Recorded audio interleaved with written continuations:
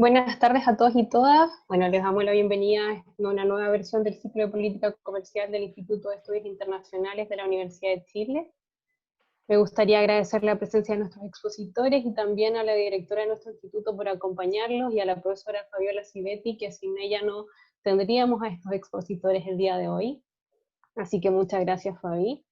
Y bueno, tenemos con nosotros en esta versión acerca de la propiedad intelectual y COVID al embajador Mario Matus y el señor Maximiliano Santa Cruz, a quienes de verdad agradecemos mucho su participación en esta nueva versión de nuestro ciclo. Bueno, voy a dar alguna información de nuestros expositores, perdón, yo creo que los conocen bastante, y voy a tratar de resumir un poquito la biografía de nuestros expositores. Bueno, el embajador Mario Matus es director general adjunto de la Organización Mundial de la Propiedad Intelectual. Previamente se desempeñó como representante de Chile ante la Organización Mundial del Comercio, UNCTAD y también la propia OMPI. En esta calidad presidió el Consejo General. Y además anteriormente fue director de Asuntos Económicos Bilaterales y Multilaterales de Direcon, entre otras actividades. El señor Maximiliano Santa Cruz dirigió el Instituto Nacional de Propiedad Industrial, INAPI, durante 9 años, desde su creación. Y además previamente estuvo destinado en la misión de Chile ante la OMC, UNCTAD y OMPI. Actualmente es director de Santa Cruz IP. Bueno, ambos son abogados, ambos tienen prestigiosos posgrados en universidades extranjeras, así que les damos la bienvenida. El día de hoy podríamos empezar con usted, embajador Matus. Okay. ¿Sí? Sí, sí. Muchas gracias.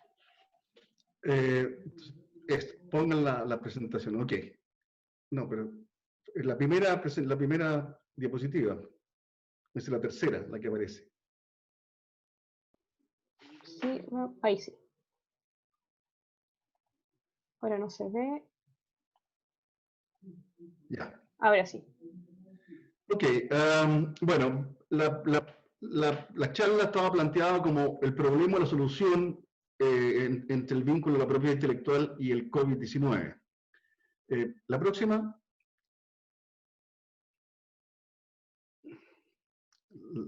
La diapositiva 2. Sí, creo que tenemos un...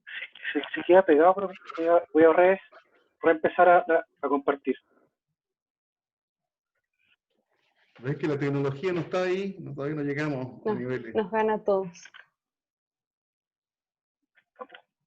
Un segundo. Bueno, mientras lo ponen, lo que yo voy a hacer 3 temas. Uno es qué ha hecho la OMPI frente al COVID, respecto de los miembros y respecto del personal. Y después con algunos comentarios finales macro sobre el COVID y el mundo. Entonces, la siguiente, y ahí aparece nuestro amigo COVID.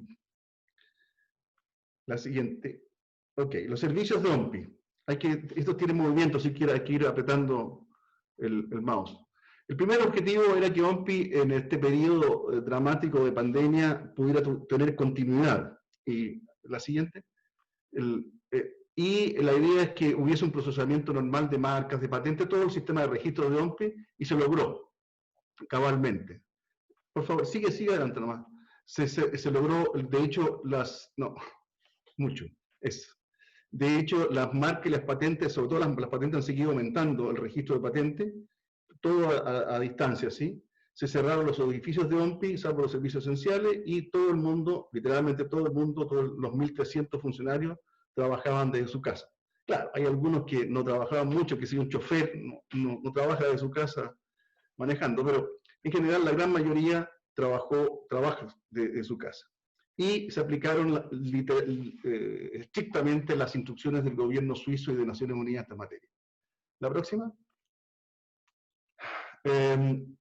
Creamos nuevas herramientas o instrumentos. El primero fue esto que ya se llama Policy Tracker, que es un listado de todos los países miembros de OMPI y cómo han enfrentado cada país, cada oficina nacional de propiedad intelectual, el tema de la pandemia. Por ejemplo, hay extensiones de tiempo, periodos de gracia para el pago de tasas, las medidas legislativas o reglamentarias, y esto se actualiza frecuentemente, y en la próxima hay un ejemplo. Eso es lo que, si ustedes entran a la página web de OMPI, van a encontrar este tipo de información. Esta es la primera página, con todas estas columnas, con estos elementos. Y la siguiente diapositiva es un resumen de lo que aparece sobre Chile, que en el fondo el INAPI está abierto, hay teletrabajo y trabaja tanto para el personal como con los clientes, y se tramitan las solicitudes existentes y nuevas en materias de registro. Hay notificaciones oficiales, y el INAPI en particular ha hecho varias publicaciones sobre tecnologías en dominio público, y ahí hay algunos ejemplos de lo que ha hecho. Y todo esto aparece en el tracker. La siguiente.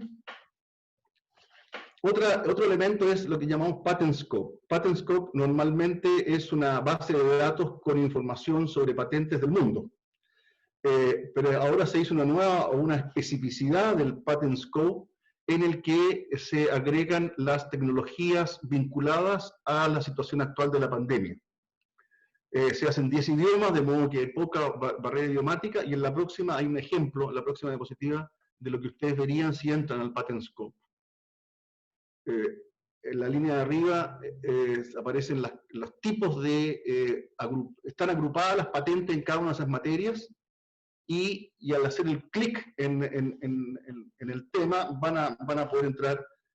Hay cientos de miles de patentes vinculadas o potencialmente útiles para la situación del COVID-19.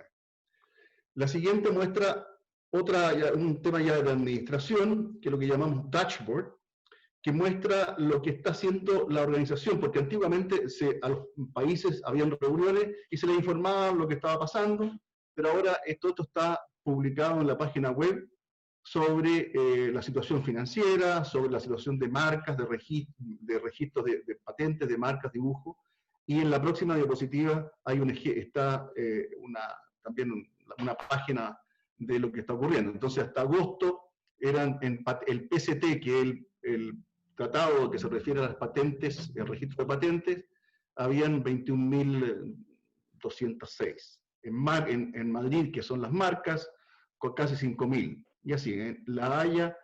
Esto es un ejemplo de lo que verían si entraran al sistema, para mantener informados a los países miembros.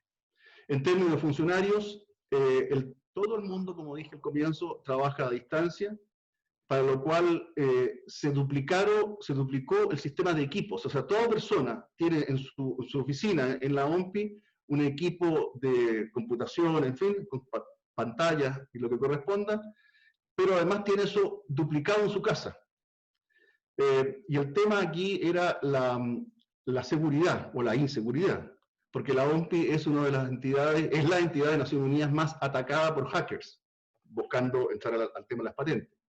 Entonces había miedo de que qué pasaba con este sistema. Ahora, cuando hablo de teletrabajo y equipos, no es solo el computador, no es solamente el equipo de computación y la pantalla, sino que todo esto está asociado a unas cajas que en el fondo establecen los sistemas de barreras o de walls para evitar el ataque informático.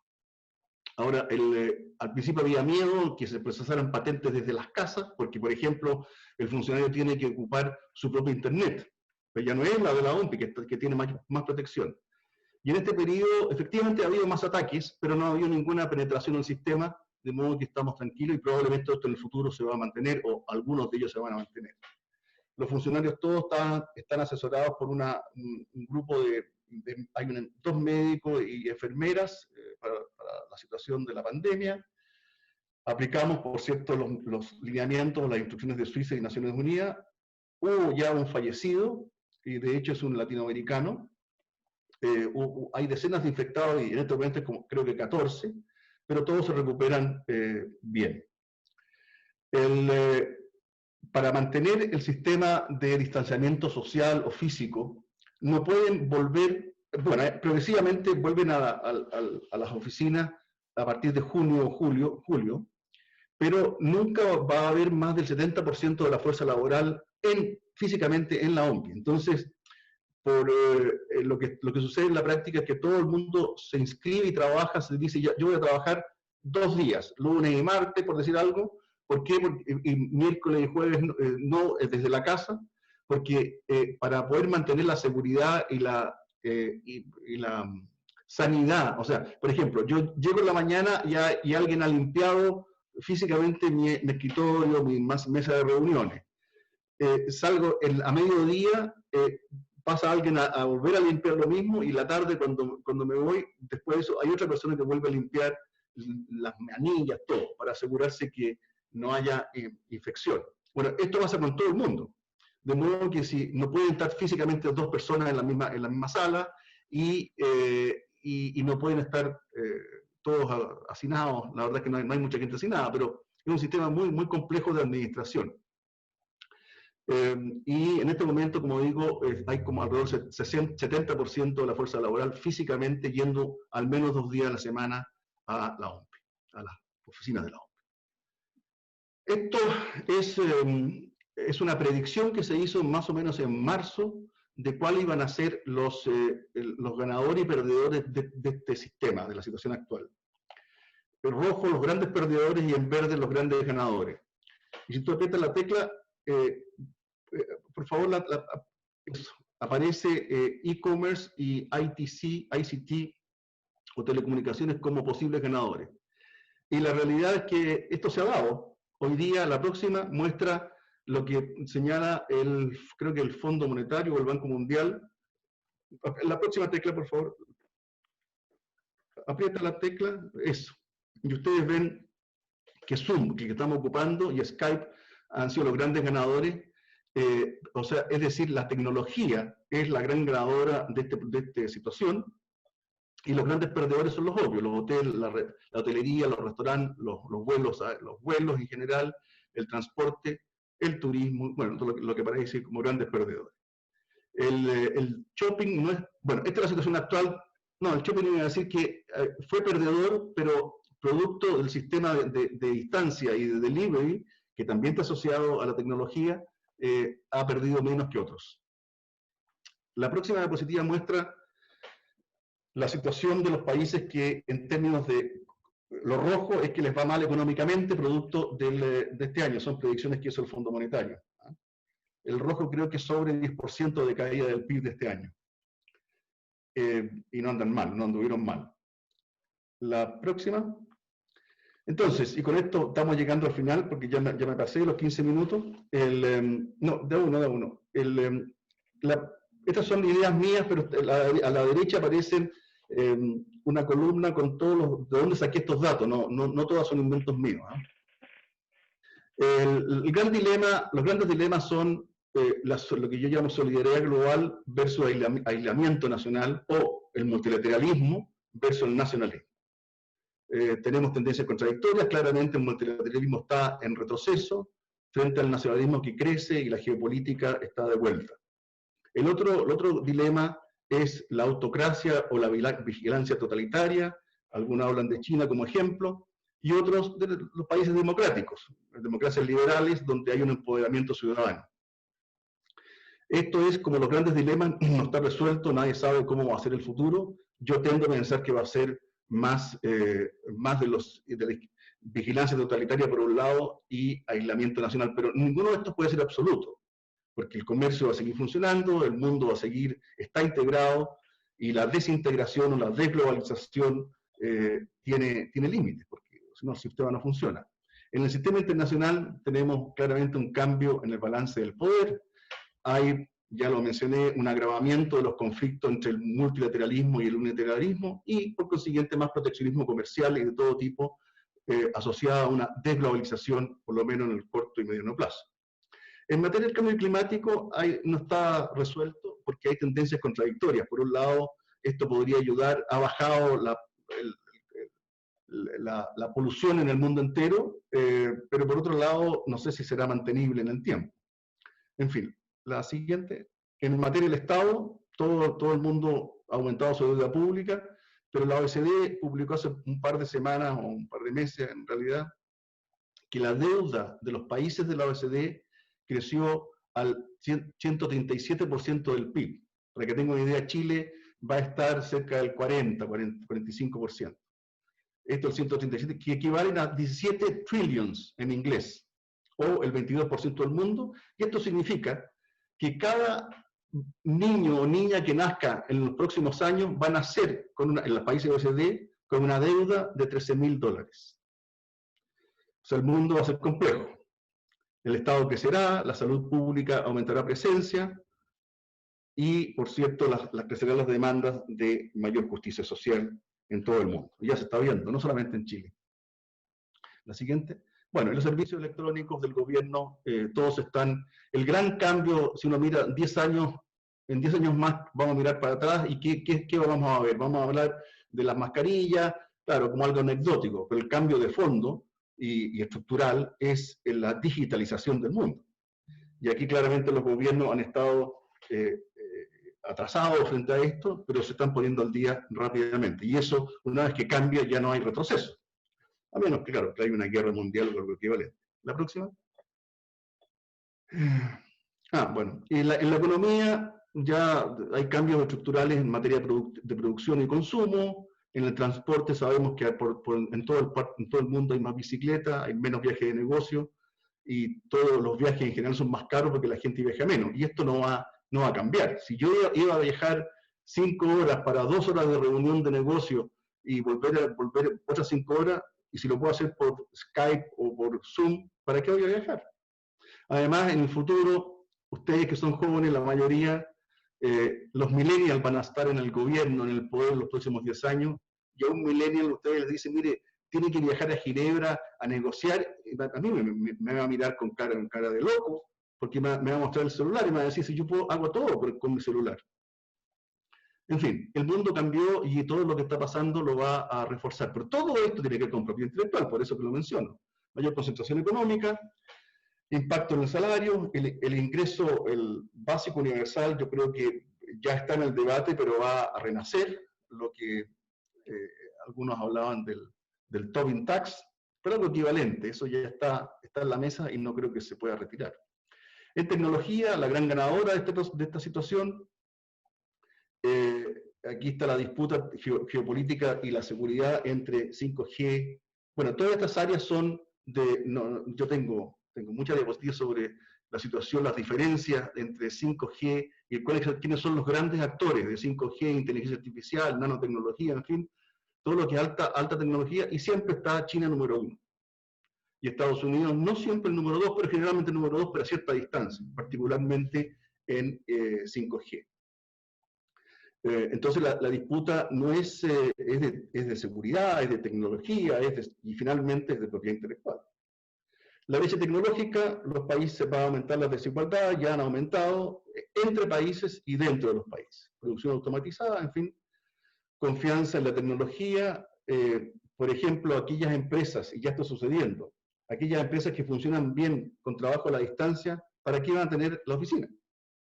Lo que van a rentar oficinas para hacer una reunión, pero no van a tener la oficina propia. Lo que va a cambiar la estructura de las ciudades, en fin, porque las ciudades tienden a tener un centro de negocio, normalmente en el corazón de la ciudad, con altos edificios, pero todos esos edificios en el mediano plazo se van a transformar o van a devenir en edificios para que la gente viva. Lo que va a cambiar también el centro de la ciudad. Vamos a tener, yo creo, un mejor mundo. La educación es otro tema, y la sociedad, y con esto yo estoy terminando, la sociedad ya tiene cambios profundos. Los memes no son los memes que ustedes ven en estos memes. Hay una señora, una científica, Blackwell, Susan Blackwell, que hace muchos años inventó este concepto de los memes, y que se refiere, así como hay genes en la materia biológica, ella dice hay genes, pero se le llama memes, en materia social, que son estructuras o formas de ser en la sociedad que hacen la sociedad distinta, la hacen especial. Por ejemplo, darse la mano, no todos se dan la mano de la misma manera, algunos se abrazan, otros no, y eso da sensación de pertenencia. Por ejemplo, en el caso chileno, el pisco sour es un meme, porque todo el mundo toma pisco sour, y se siente cercano por tomar pisco sour. En fin, aquí en Suiza, en Ginebra, damos 3 besos, o dábamos 3 besos para saludarnos. En Santiago es 1, en otros países son 4.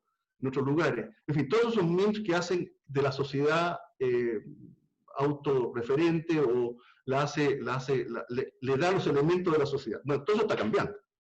Está cambiando, hoy día aquí uno se saluda con el codo, los que se saludan, otros se saludan tocándose los pies, otros simplemente no se tocan y no se acercan, en fin, otros hacen el gesto de los países asiáticos. En fin, el mundo cambió y está cambiando, por cierto, los niveles de privacidad, del movimiento de personas y la individualidad. Todo esto, bueno, algunas de estas cosas, pero la gran mayoría tiene que ver con el impacto de la tecnología y la propiedad intelectual asociada a esta tecnología. Y con esto terminamos. Muchas gracias. Muchas gracias, embajador, por su presentación. Sin duda, sí, el mundo ha cambiado mucho en el último tiempo. Maximiliano, no sé si te gustaría compartir pantalla. Sí, voy a tratar, sí. ¿Sí?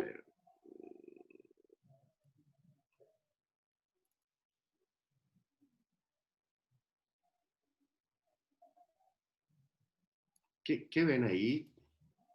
Vemos la diapositiva, pero no está en formato presentación. Ahí sí. Ahí sí. Sí, ahí se ve súper. Perfecto. Sí, gracias. Oye, bueno, primero que nada, muchas gracias por la invitación. Voy a anotar los minutos. A ver, bueno, sobre propiedad intelectual y COVID-19 hay varias cosas que decir. ¿Ah? Es un tema que está cambiando no solamente el mundo, sino que todo el sistema de propiedad intelectual a nivel internacional y doméstico. Si el sistema de propiedad intelectual fue concebido como un sistema para fomentar la innovación y también la difusión del conocimiento. Cada vez que yo voy a una oficina de patentes con un invento para obtener exclusividad o un monopolio, la oficina de patentes me exige que yo divulgue el conocimiento que está en esa patente. ¿Ah? Este segundo aspecto es bastante más desconocido. Se atiende mucho o se ha atendido históricamente a la dimensión de protección de propiedad intelectual, a la dimensión de registro, de monopolio, de derecho exclusivo, y no tanto así a este segundo aspecto que mira a la dimensión más pública de la propiedad intelectual, que es la difusión del conocimiento. Si al Estado le repugnan los monopolios, cuando se creó el sistema de propiedad intelectual, se dice, mire, esto va a ser un monopolio temporal, sirve para resolver ciertas fallas de mercado, si es que no introducimos incentivos en forma de propiedad intelectual para generar conocimiento, tecnología e innovación, probablemente vamos a estar subproduciendo estos bienes públicos. Así que introduzco un monopolio temporal, pero a cambio de que todos tengamos que soportar este monopolio por 20 años en una patente, 10 años en un diseño industrial, 70 años en un derecho de autor, yo le exijo a usted que divulgue ese conocimiento. ¿Ah? Y de esa forma se produce un contrapeso, se produce un trade-off, y toda la sociedad puede acceder a ese conocimiento a los muy poquitos meses de haberse solicitado una patente. Lo que no significa que uno puede reproducirla, copiarla, pero sí se puede acceder al conocimiento, se puede estudiar, en fin, y sirve para muchos fines. Así que esta segunda dimensión, no tan privada como la primera de registro protección, va a pasar a formar, va a tener una importancia bastante grande en el día de hoy y particularmente en materia de COVID. Ahora, no es novedad, bueno, y propiedad intelectual persigue estos dos objetivos principales. ¿Ah? Las marcas responden a otra lógica, ¿ah? A ordenar el mercado evitando la confusión en el público consumidor. Pero en lo que se refiere a innovación, generación de conocimiento, tecnología, innovación, incluidos los derechos de autor que protegen, por ejemplo, software, es un fuerte incentivo a la innovación y un fuerte incentivo a difundir el conocimiento. Si yo no otorgo protección para mis desarrollos, probablemente los voy a tratar de mantener en secreto de forma que nadie acceda a ellos. Y con eso todos perdemos. Ahora, esta segunda dimensión siempre ha sido, o sea, por siglos, porque propiedad intelectual tiene siglos, fue letra muerta. Y difícilmente podía accederse a esta información que supuestamente era pública, porque no existían las tecnologías digitales e Internet. Pero hace 25 o 30 años esto comienza a ser una realidad, y hoy día las oficinas, los gobiernos, los académicos, los investigadores, las empresas, tienen efectivamente acceso a millones de documentos de patentes que se han pedido a lo largo de la historia. Y Mario hablaba sobre PatentScope, que es una plataforma fantástica de OMPI, pero van a ver en unos minutos cuáles son las cifras de solicitudes de patentes que se están pidiendo al año. Ahora, el número de solicitudes que se está pidiendo al año es absolutamente fenomenal. Y eso es una buena noticia. Son más productos, más servicios, más métodos, más procedimientos, pero también puede constituir una barrera al desarrollo. Y por eso es que es importante introducir también mecanismos de equilibrio.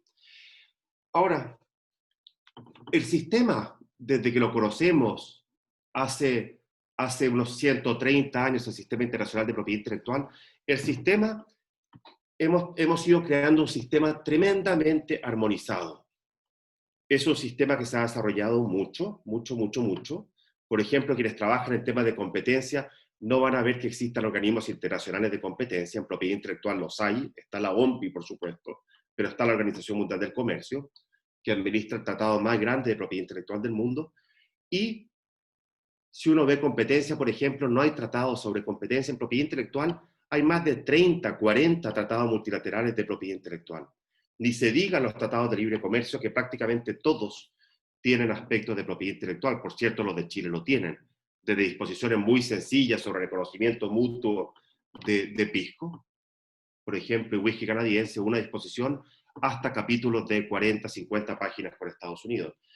Pero una tremenda armonización. Solo la OMPI administra 26 tratados de propiedad intelectual. Luego surge el gran tratado de la OMC junto con la OMC, el ATPIC, el tratado TRIPS. Y esto nos lleva a decir de que el qué se protege, el cómo se protege, a quién se protege, más o menos todos debamos seguir las mismas reglas. Y esto, en 1994, este panorama cambió sustancialmente con la creación del ATPIC o TRIPS de la OMC. Hasta ese entonces, llevamos unos 100 años regidos por un tratado de propiedad industrial que nos decía que había que proteger las patentes, las marcas, los diseños, las denominaciones de origen, pero nos daba pocas normas para que los países se rigieran por ellas. Era un sistema que no nos decía qué es una patente, qué requisitos debo cumplir, cuánto tiempo va a protegerse la patente, etc. El ATPIC viene a cerrar todos estos loopholes y establece, por ejemplo, que una patente tiene que cumplir ciertos requisitos, novedad, altura inventiva, aplicación industrial, que las patentes deben otorgarse para todas las áreas de la técnica, todas, cosa que el antiguo régimen del Convenio de París se llamaba, nos decía que podíamos perfectamente dejar cosas fuera de la patentabilidad. Y muchos de los países que eran miembros del GATT y después pasaron a ser miembros de la OMC en 1994, habían excluido, por ejemplo, la protección de medicamentos del sistema de patentes. Muchos países desarrollados introdujeron recién protección para patentes, para medicamentos, recién en los años 70 u 80, incluso países fuertemente productores de medicamentos. Pero este acuerdo nos dice todo debe ser protegido, salvo ciertas cosas que usted puede excluir. Por ejemplo, la protección de nuevas plantas y animales, métodos de diagnóstico, terapéuticos, quirúrgicos, o temas por razones de política pública, salud pública, por ejemplo, moral, defensa nacional. Pero es un régimen muy fuerte el que establece el ATPIC. Establece, decía, requisitos, nos dice que todo debe ser protegido, además que todo debe ser protegido de la misma forma. Yo no puedo entregar, por ejemplo, protección de 20 años para farmacéuticos y de 5 años para inventos en el área mecánica, o electrónica, o de biotech. Todos se rigen bajo el mismo sistema. Así que introduce fuerte protección, incluye la protección de medicamentos. Ahí muchos pensaron que se había ido de las manos el sistema, se fue de madre, en cierto modo se fue de madre, y por eso, después de un tiempo, vino un reequilibrio del sistema. Además que había pasado que en 1994, junto con la OMC, nace el Acuerdo de Propiedad Intelectual, pero recién, 5 años después, comienza una ola de tratados de libre comercio muy fenomenal, impulsada por países desarrollados, Unión Europea, Estados Unidos, EFTA, Corea, etc., donde Chile tiene tratado de libre comercio con todos, y vino una segunda capa o una tercera capa de protección muy fuerte sobre propiedad intelectual, donde los intereses mayores eran sobre protección de derechos de autor en el ambiente digital, y segundo, protección en materia farmacéutica. Se introducen nuevas formas de protección a farmacéuticos. Además de una patente, por ejemplo, yo puedo obtener exclusividad sobre los datos que tengo que entregar al FDA en Estados Unidos o a la EMA en Europa o al Instituto de Salud Pública en Chile para que me dejen poner un medicamento en el mercado. Toda esa información sobre seguridad y eficacia pasa a tener exclusividad de mercado, o se tiene que mantener en secreto y se impide que un genérico se apoye en esa información como había sido tradicional en el mundo. Por lo tanto, los TLC vienen a poner una tercera capa de protección muy fuerte. Ahora, sin perjuicio de eso, ADPIC y los TLC siguen dejando mucha flexibilidad. Hoy día se ve como mucha flexibilidad. En ese entonces se había visto que esta cuestión, como decía yo, se nos fue de las manos, pero viéndolo con ojos de hoy día, sigue habiendo mucha flexibilidad para, o espacios de política pública para manejarse en el mar del COVID. ¿Ah? Ahora, decía que producto de esta fuerte protección que se introduce en los años 90 y después en los 2000, hubo una reacción fenomenal, principalmente de parte de la sociedad civil. Hubo un hecho muy particular. Sudáfrica tenía que implementar el acuerdo de los ADPIC el año 2001 en su legislación interna, y en opinión de ciertas farmacéuticas, Sudáfrica estaba yendo muy lejos en la implementación en materia de flexibilidades, y supuestamente la implementación era inconsistente con las obligaciones de la OMC.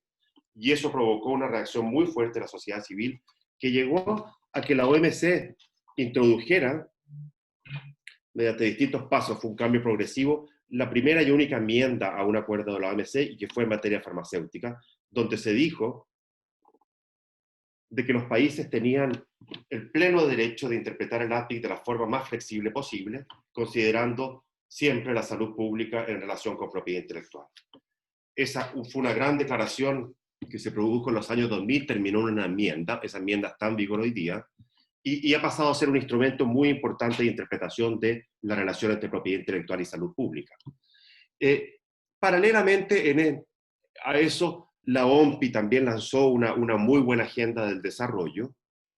Por allá hasta 2007 se pensaba, o algunos pensábamos, que la OMPI, siendo una agencia de Naciones Unidas, no se estaba comportando como tal, y no había introducido la dimensión del desarrollo de su quehacer, ni en actividades normativas, que son muy importantes en OMPI, 26 tratados administrados por ella, ni en actividades de cooperación, etc.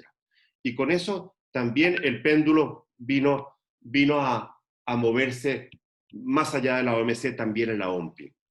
Se introducen temas importantes. Chile jugó un papel importante cuando Mario era embajador en Ginebra. Y a unas cuadras de la OMPI y de la OMC, en la OMS también empieza a discutirse cómo la propiedad intelectual estaba teniendo efectos indeseados en el acceso a medicamentos y salud pública. Y se lanza una agenda potente, se llama la Estrategia Global y Plan de Acción sobre Propiedad Intelectual, Salud Pública e Innovación, que también termina con muchas recomendaciones sobre la relación entre estos dos aspectos. Así que el péndulo se mueve, afortunadamente, y hoy día, producto de todas estas cosas también y de montones de otros hechos a nivel internacional y doméstico, yo diría que esto nos permite navegar relativamente bien hoy día, estoy todavía a tiempo, en el mar del COVID. Ahora, ¿qué está pasando hoy día? Yo les decía que el sistema de patentes de propiedad intelectual se ideó como un fuerte incentivo a la innovación para resolver estas fallas de mercado, y hoy día, con las tecnologías digitales e Internet, la información tecnológica está disponible prácticamente para todos. Existen bases de datos de información tecnológica producto de las solicitudes de patentes que son gratuitas, son muy accesibles, son muy amigables, son muy amistosas de navegar, y sirven y se consideran que son la fuente de información tecnológica más grande que existe en el mundo, y que de no haber existido este sistema de patentes, más del 70% de ese conocimiento tecnológico que circula hoy día por el mundo nunca hubiera ocurrido. ¿Ah? Ahora, lo interesante es que esta información que se presenta sobre una patente, si yo la presento, mi solicitud de patente en Chile, en China, en Japón, en Roma, en San José, en La Habana, se presenta de una forma muy estandarizada.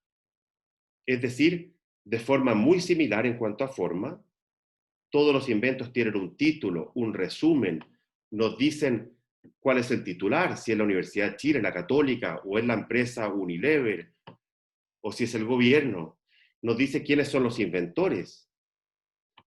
Establece lo que son los límites del invento mediante lo que se llaman claims o reivindicaciones. Hace una descripción técnica del invento de forma que una persona que es versada en esa área de la técnica pueda reproducir el invento, y también introduce dibujos técnicos cuando lo amerita.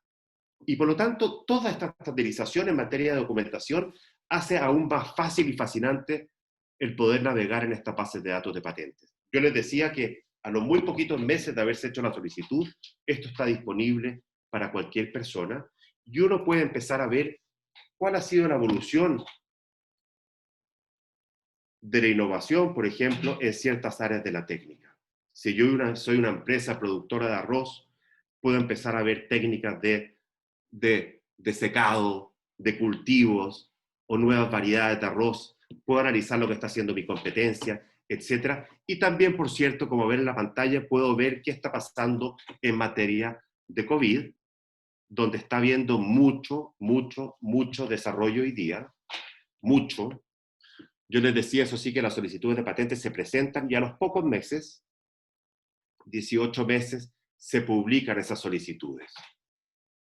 Esto nos lleva a que hoy día no sepamos mucho qué está pasando en materia de desarrollo de patentes en COVID, pero necesariamente todos los desarrollos que se están ocurriendo hoy día en materia de COVID, y hay más de 200 proyectos andando para vacunas, y unos ya casi 10, alrededor de 10 en fase 3, es decir, la fase más avanzada en ensayos clínicos para que estén listos para salir al mercado, pero muy probablemente un gran porcentaje de estos desarrollos van a estar protegidos por propiedad intelectual.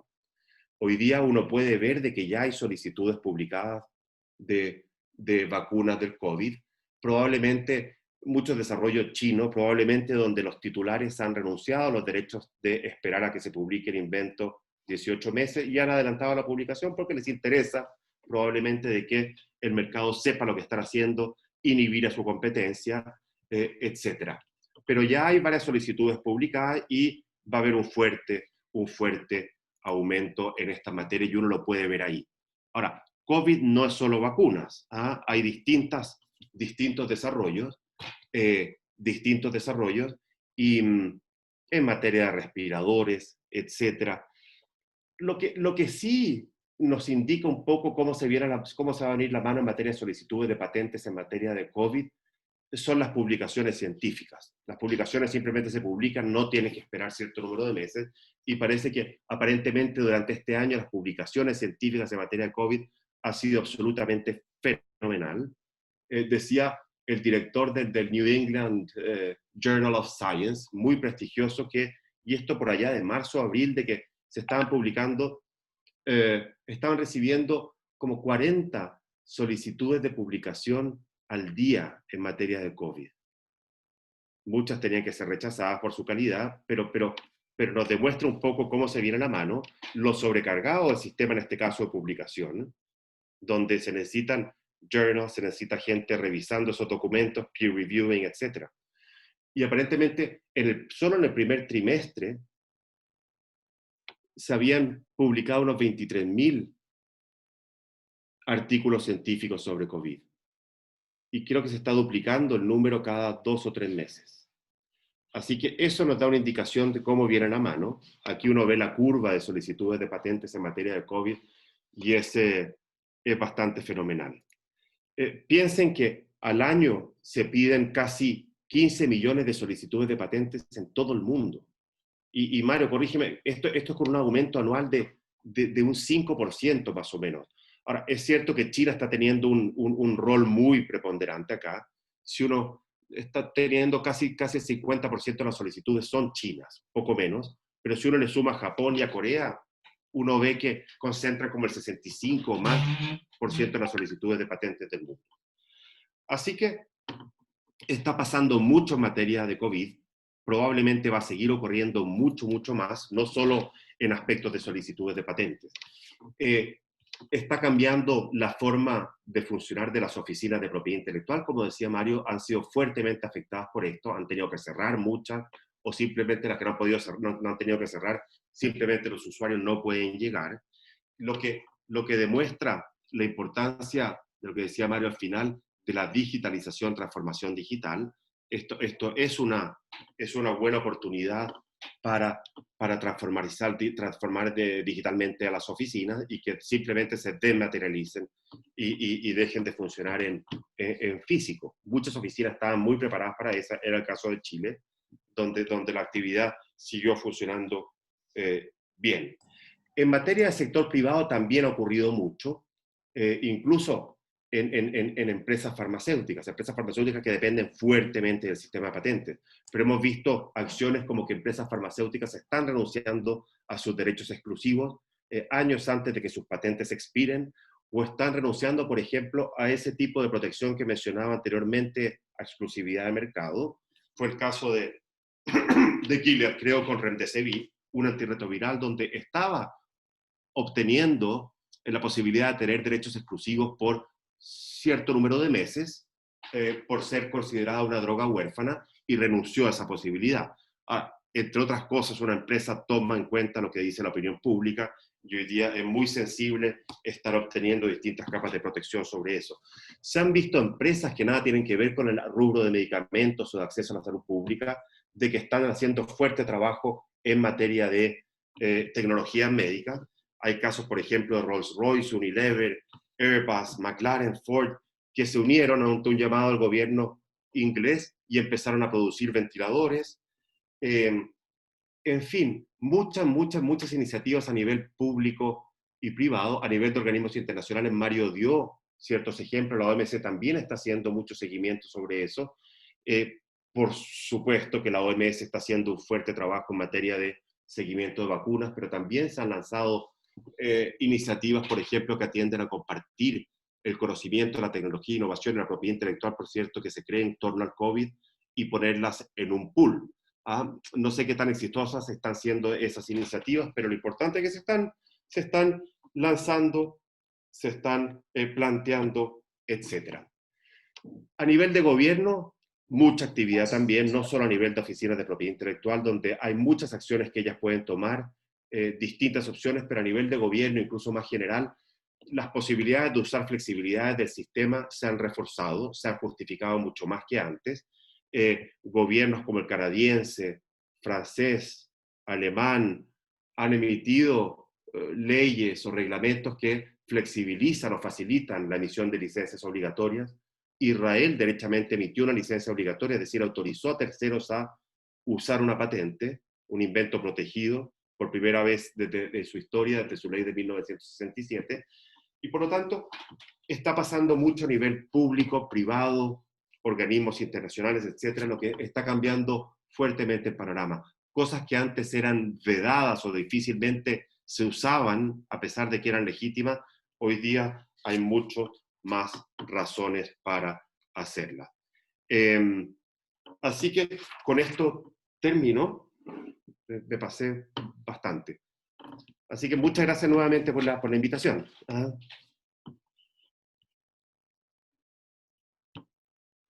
¿Cómo saco esto? Muchas gracias, Maximiliano. Muchas gracias a ambos por sus presentaciones. ¿Se puede dejar de compartir pantalla? Sí, voy a dejar de compartir. Denme un minuto. Ahí está. Ahí está. Bueno, como decía, muchas gracias a ambos. Tenemos varias consultas en el chat para que podamos profundizar algunos de los elementos que presentaron. Voy a tratar de agruparlas y vamos a ir respondiendo. Entonces tenemos, en primer lugar, dice, desde una perspectiva jurídica, ¿Saben si ha existido controversias en propiedad intelectual a propósito del desarrollo exponencial de nuevas vacunas e implementos médicos? Esa es una. ¿Cuáles son los mayores logros de la resolución de la OMS sobre el Grupo de Trabajo Intergubernamental sobre Salud Pública, Innovación y Propiedad Intelectual en el marco de la actual pandemia? Y otra más para después hacer otra ronda. Respecto de la reciente propuesta de India y Sudáfrica para entregar un waiver en las obligaciones ADPIC para combatir la pandemia, ¿qué opciones existen para permitir que los conocimientos sean divulgados y potenciales vacunas y o medicamentos puedan ser copiados en el contexto de la actual pandemia? ¿Cómo podría esto afectar al futuro para otras pandemias o situaciones que puedan ser consideradas similares? ¿Podríamos empezar con esas 3 consultas? No sé, ¿quién les gustaría comenzar? Bien. ¿Quieres que El yo? embajador tiene desactivado su audio.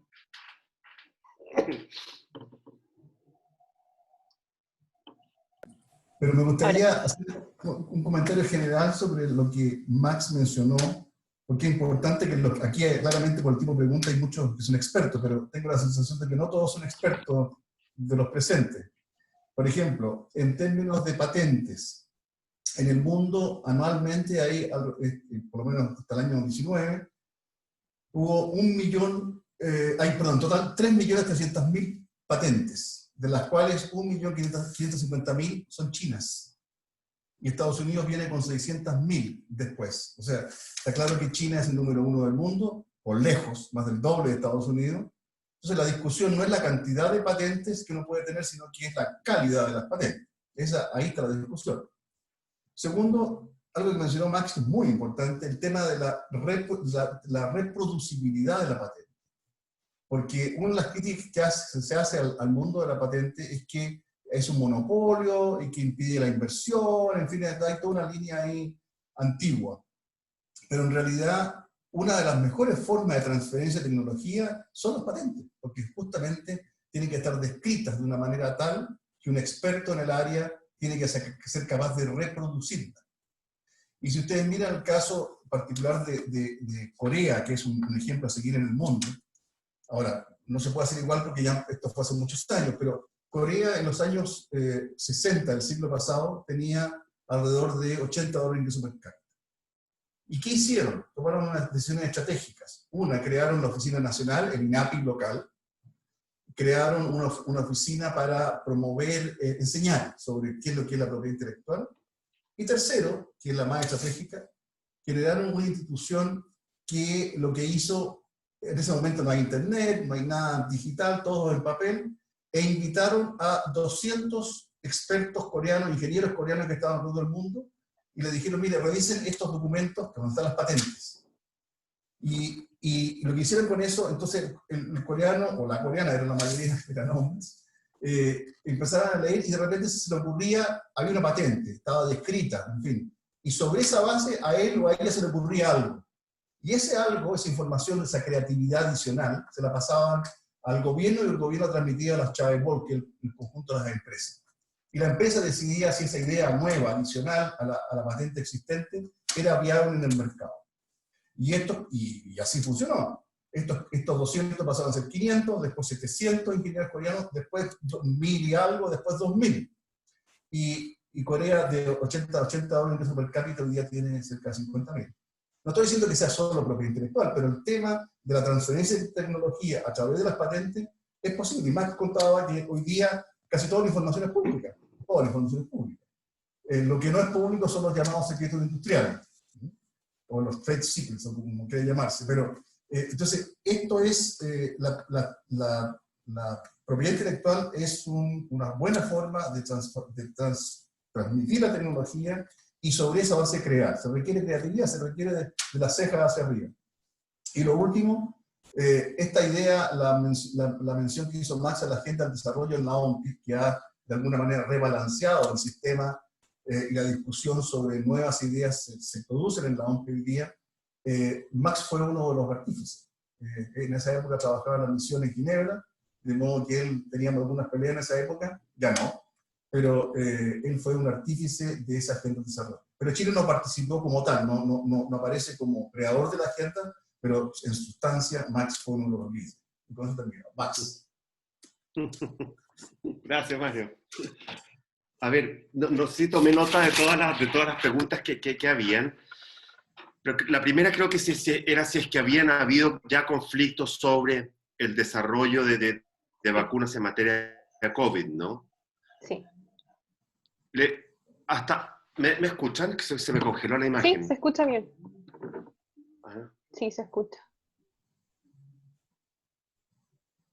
¿Se escucha, sí? Sí, te Sí, se escuchamos. escucha bien. Me voy a cambiar de red. ¿Se escucha bien? Sí. Que yo sepa, todavía no han habido conflictos en materia de vacunas por COVID. Y esto ha ocurrido probablemente porque todavía no hay vacunas sobre COVID. Ajá. Como les decía, hay más de 200 proyectos andando en materia de vacuna. Hay cerca de 50 que ya están en ensayos clínicos, es decir, con pruebas en humanos, y alrededor de 10, les decía, creo que 11 ya están en fase 3, es decir, la última fase antes de salir al mercado, antes de obtener aprobación regulatoria, aprobación de mercado. Ahora, es probable que cuando las vacunas ya salgan al mercado, se puedan producir conflictos. Yo creo que está en el desarrollo que está viendo de vacunas hoy día, que necesariamente unas se van a topar con otras. Ajá. Aquí esto es como caminar sobre un campo minado, y por eso es tan importante también la información de patentes, no solamente de los registros, es decir, de lo que está protegido, sino también de las solicitudes, porque el que viene un poco detrás necesita saber cómo puede moverse tranquilamente dentro de este campo minado y no estar pisando los desarrollos de su competencia. Así que no sé de conflictos hoy día. Había una segunda pregunta sobre qué contiene algún grupo de trabajo. Por favor, repítame qué grupo de trabajo es, pero por mientras, sobre la iniciativa de India y Sudáfrica en OMC, en el Consejo de los APIC, en el Consejo de TRIPS, es una propuesta que pretende que exista una excepción, un waiver a la protección de medicamentos relacionados con COVID, mientras dure la pandemia. Para ser honesto, el Consejo de los APIC hoy día tiene bastante poco peso. Y esto producto de cómo ha decaído la OMC en los últimos años. Si después de 1994, yo diría hasta el 2005, la OMC tuvo un predominio en materia de propiedad intelectual sobre la OMPI, la OMPI lo recuperó, y lo recuperó fuertemente hoy día, y hoy día es el foro de discusión en materia de propiedad intelectual. Y por lo tanto, el Consejo de los APIC no tiene mucha fuerza. Pero me parece valioso que se estén llevando propuestas a ese consejo, que ojalá revitalicen la discusión en la OMC. Ahora, sobre la propuesta misma también me parece interesante. Yo no lo veo como una propuesta antipropiedad intelectual. Son dos países serios que tienen un rol y un papel importante que jugar hoy día en el mundo, particularmente India. Y el problema con que se está viendo India, Sudáfrica, pero también Chile y países de nuestra región, es que gran parte del stock de medicamentos que va a haber y de vacunas que va a haber sobre los desarrollos de COVID ya han sido comprados por países desarrollados.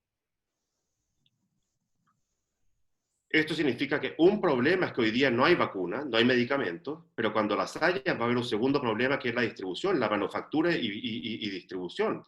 Ahora, la forma inteligente de hacer esto, y lo hacen las empresas farmacéuticas, es que toman riesgos y tienen preparado o empiezan a preparar desde antes de la aprobación sanitaria de medicamentos. Y ojalá ahí inundan el mercado. Pero es un problema que está buscando una solución legítima. El problema es grave, y si propiedad intelectual va a ser una barrera al acceso, este tipo de propuestas tienen que explorarse. Ustedes vieron la cita ahí de la canciller Merkel.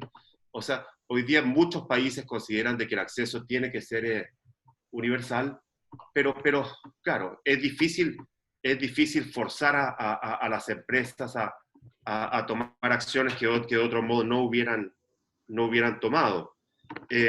Y esto ¿Cuál fue la última pregunta para relacionar? No me acuerdo que...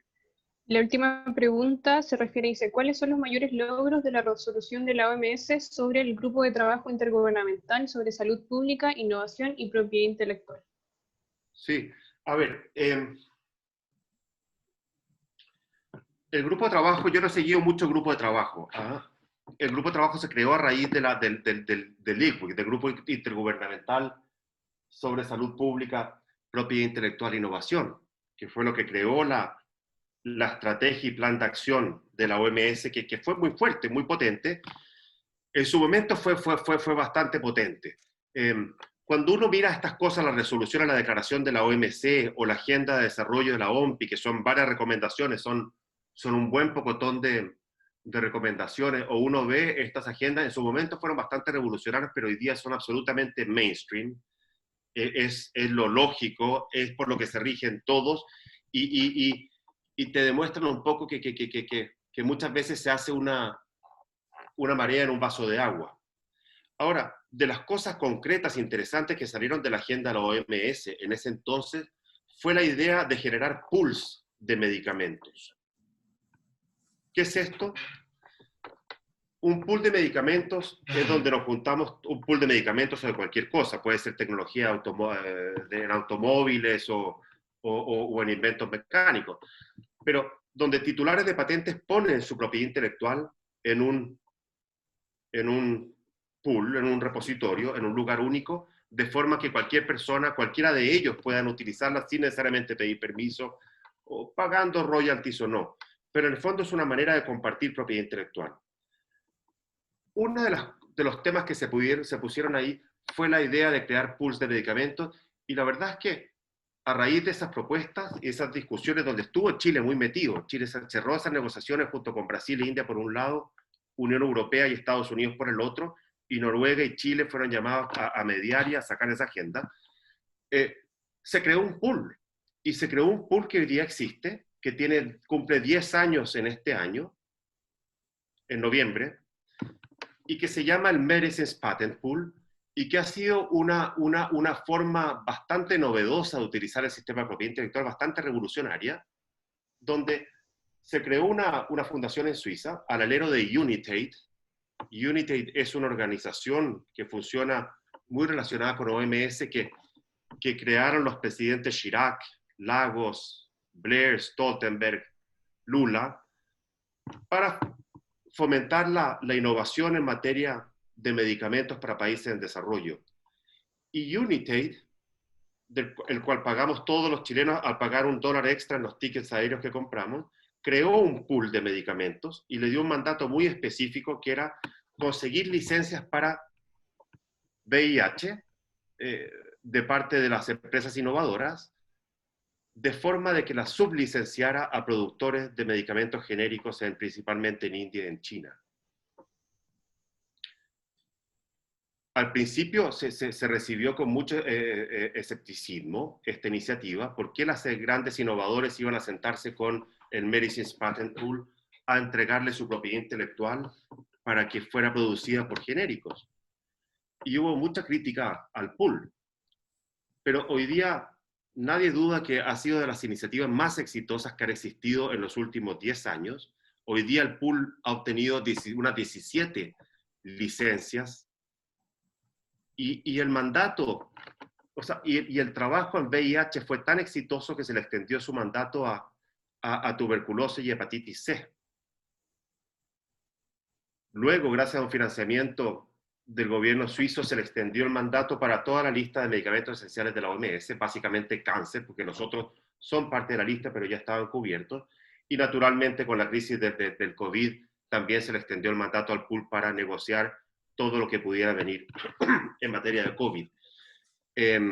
Así que eso fue un resultado concreto, interesante, fenomenal. Yo participo del pool desde hace 10 años. El pool tiene un grupo de expertos que ayudan a negociar la licencia, y yo lo presido desde que se creó hasta este año termino, pero ha sido un trabajo muy lindo, muy concreto a raíz de este tipo de discusiones. Las discusiones en el mundo multilateral toman años, pero los frutos son muy buenos. Así que ese es un ejemplo muy concreto. Muchas gracias, Maximiliano. No sé, embajador, si quiere complementar alguna de las respuestas o vamos a la siguiente ronda. Solo un comentario que se desconoce, o sea, un tema que se desconoce, que uno de los problemas que ha habido con el COVID es lo complejo que es identificar o detectar si alguien está enfermo o no. Los sistemas son complejos, son difíciles de hacer, molestos, en fin. ¿Y por qué no se ha inventado algo, no se ha patentado algo simple? Porque la medicina está llena de ejemplos de que uno le puede tomar una muestra o una saliva o cualquier cosa, cosas simples que detectan una determinada enfermedad o algún problema. ¿Por qué en el COVID no ha podido ser? Una de las razones es que no se puede patentar, al menos en Estados Unidos. En Estados Unidos impide el patentamiento de procedimientos de este tipo. Y en consecuencia no ha habido incentivo para crear procedimientos fáciles, simples y baratos de identificación o detección de enfermedades como el COVID-19. Esto para apoyar la idea de la propiedad intelectual. Muchas gracias, embajador. Maximiliano. Ok. Sí. ¿Alcanzamos a hacer algunas preguntas? ¿Una más? ¿Una más? Ya. Ya. Tenemos una que dice, en el caso del COVID, ¿cómo se podrían construir los límites de exclusividad que dan las patentes versus la clara dimensión pública de la propiedad industrial que supone una pandemia mundial? Y en parte de eso tenemos dos comentarios que dicen si está relacionado con las licencias obligatorias. También tenemos por otro lado si también se podría relacionar con las normas técnicas internacionales, como por ejemplo las políticas ISO. Podríamos dejar esa consulta. Perfecto. No, a ver, ¿cómo tú tienes que compatibilizar la creación de terapias, vacunas, medicamentos con el acceso a la salud pública? Como decía yo, el sistema tiene ya flexibilidades, contrapesos. Rara vez son utilizados, eso sí. Es muy complicado para un país chico usar estas flexibilidades, pero hoy día se justifica más. Así que di ejemplos por eso de países desarrollados, di ejemplos de Israel emitiendo licencias obligatorias, Alemania, Francia, Canadá también introduciendo nuevas competencias para autoridades para emitir licencias obligatorias, acelerando los procesos, acortándolos, etcétera. Lo que a uno le da una indicación de lo que podrían hacer los países en desarrollo también. ¿Ah? Si lo hacen unos, ¿por qué no lo puedo hacer yo? Especialmente si lo hacen países desarrollados. Así que las licencias obligatorias siempre son una buena alternativa. Ahora, en estas cosas y en la propuesta de Sudáfrica e India en TRIPS sobre introducir waivers, claro, uno siempre está corriendo o caminando en una cuerda floja o pisando una línea muy delgada. Si tú estiras demasiado la cuerda, bueno, el otro va a patear la mesa. Y eso yo lo he visto, claro, yo lo he visto en las negociaciones del pool, donde por supuesto que la tentación es a obligar a los innovadores a compartir sus medicamentos, pero de esa forma no vas a obtener ningún beneficio, no vas a tener licencias voluntarias de parte de los innovadores si es que pretendes tirar el mantel o patear la mesa. Entonces, creo que aquí hay que ser cuidadoso, hay que compatibilizar ambas cosas, y hoy día, sin embargo, los argumentos están en favor de más acceso a salud pública que simplemente a proteger un medicamento o una vacuna como en tiempos normales. ¿Ah? Entonces, hoy día, ahora, lo que sí me alegra de estas propuestas que van a la OMC es que estas cosas ojalá se resuelvan a nivel multilateral y no simplemente países aisladamente. Hoy día esta necesidad la están sufriendo todo el mundo, de rey a paje. Todos los países del mundo están teniendo esta necesidad. Muchas gracias, Maximiliano, y muchas gracias también por tu participación, porque ya sé que estás complicado con el tiempo. Muchas gracias a ustedes. Los felicito por la iniciativa, Doris. Me encanta que hagan estas cosas y que metan más y más propiedad intelectual. ¿Ah? Muchas gracias. Chao, Mario. Chao, Javiera. Chao, Fabiola. Chao, muchas gracias. Todos. Embajador, no sé si Sí. tendríamos tiempo para responder una pregunta más. Si es que puedo, porque el que sabe de esto ¿Sí? es Max. Yo soy un artesano de todo esto. Ya, adelante, sí. Necesitamos su respuesta acá. O sea, tienes Una cosa- engañadísimos a los de la OMPI. Claro. Creen que saben. Sí. No, hay una pregunta que leí sobre bueno, primero las licencias obligatorias, Max lo insinúa, efectivamente es una posibilidad de hacer esto, pero es como muy complejo, y por eso es que no se ha utilizado, o muy poco utilizado. Mucho más simple, un país que quiere ayudar a otro, o a otros, es mucho más simple que ellos compren, compren y paguen y negocien con el dueño de la droga o del medicamento, y después lo entreguen gratuitamente a quien quieran ayudar, en vez de hacer todo un círculo, una triangulación en que hay compromisos, o sea, es de alta complejidad, por eso es que se usa poco. Y lo segundo, no, eso era, perdón. No, hay una pregunta que leí sobre, que alguien decía que es hora, ya que el mundo cambió, es hora de que la propiedad intelectual cambie. Claro. Es que así es la vida, las cosas cambian. Demócrito ya lo decía. Está cambiando, lo que pasa es que hay que esperar que las cosas se asienten y que los poderes que están en discusión se asienten. Voy a dar dos ejemplos. La protección del derecho de autor hoy día está en torno a los 70 años, o sea, después de la muerte del autor. Cuando Estados Unidos negociaba el TPP, pedía 120 años inicialmente, después de la muerte del autor. Dos comentarios sobre eso. ¿Ustedes se acuerdan de la canción Cumpleaños Feliz? Cumpleaños Feliz. Bueno, todo el mundo la sabe. ¿Por qué? Esta canción la inventaron dos hermanas en 1880 por ahí, cuando no existía la propiedad intelectual en la forma actual. Todas eran como 6 o 7 hermanas, todas profesoras, y una la mayor inventó la música y la melodía, y la otra la letra.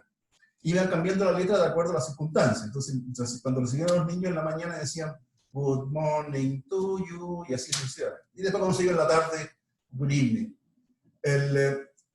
Hasta que de repente pegó, no se sabe por qué, la idea del cumpleaños, del aniversario. Y fue abierto, libre, por 30, 40 años. Hasta que la hermana menor, cuando se iba a morir, como un acto en honor a sus hermanas mayores, lo registró. Hoy día nadie tuvo hijos, o sea que esa línea familiar desapareció, y hasta hace algunos años, los dueños de la canción, los derechos de la canción, eran dos empresas, una de estas corporaciones oscuras, opacas en el mundo, y la otra era Time Warner, que no vamos a decir que es una persona, es una empresa. Y es por eso que cuando los restaurantes y todo el mundo, las cadenas, que cuando tuvieron que inventar su propia canción para celebrar un cumpleaños, porque si no tenían que pagar cada vez que esto se hiciese. Entonces, claramente cuando uno ve eso, hay un abuso, y eso fue lo que dijo un juez americano hace algunos años, dijo, no, esto se acabó, esto es una empresa, ya es un tema industrial, no es un tema de derecho de autor per se. Entonces las cosas van cambiando, y en particular si uno le pregunta a Disney en Estados Unidos, ellos van a decir, sí, yo quiero 70 años y mucho más para Mickey Mouse. Pero si uno le pregunta a la gente que está trabajando en Silicon Valley, ellos no van a decir, no, yo quiero una protección a veces de un día, o una semana, un mes, pero 70 años o 20 años una patente no me sirve de nada. Porque lo que hago yo es construir un algoritmo sobre la base del anterior. Entonces yo lo que quiero es acceso. Y quiero una protección temporal hasta que mi producto entre al mercado, le gana la competencia, y después lo que va a pasar es que otro va a ocupar mi producto para construir sobre ese. Entonces hoy día hay una disputa a nivel de empresas o de industrias de estos temas, de la utilidad de los plazos y la profundidad de la protección. Entonces, hay de hecho, si uno mira en el caso de Estados Unidos, el Partido Demócrata ha tenido varios intentos de cambiar las reglas o enfrentar este tema, sobre todo los temas que son considerados abusos por algunos. Eso respecto de esa pregunta, no sé si quieres hacer otra más. Sí, pensando también en esta línea del cambio. Tenemos acá otra pregunta que dice, con el incremento de las tecnologías protegidas vinculadas a las normas éticas internacionales, ¿considera que es posible un cambio en las reglas de propiedad intelectual buscando flexibilizar el acceso a tales tecnologías a los distintos actores del sector productivo? Por ejemplo, el acceso a las tecnologías relacionadas a los estándares para el 5G, especialmente cuando se prevé un desarrollo importante en los mercados digitales. Y aquí específicamente la pregunta habla de que OMPI ha avanzado en este debate que ha tenido espacio en el Comité de Patentes en el año 2009. No sé la respuesta, pero no sé cómo se va a presentar. Lo que sí sé es que es altamente complejo, porque finalmente cuando estamos hablando de patentes estamos hablando de industrias con poder.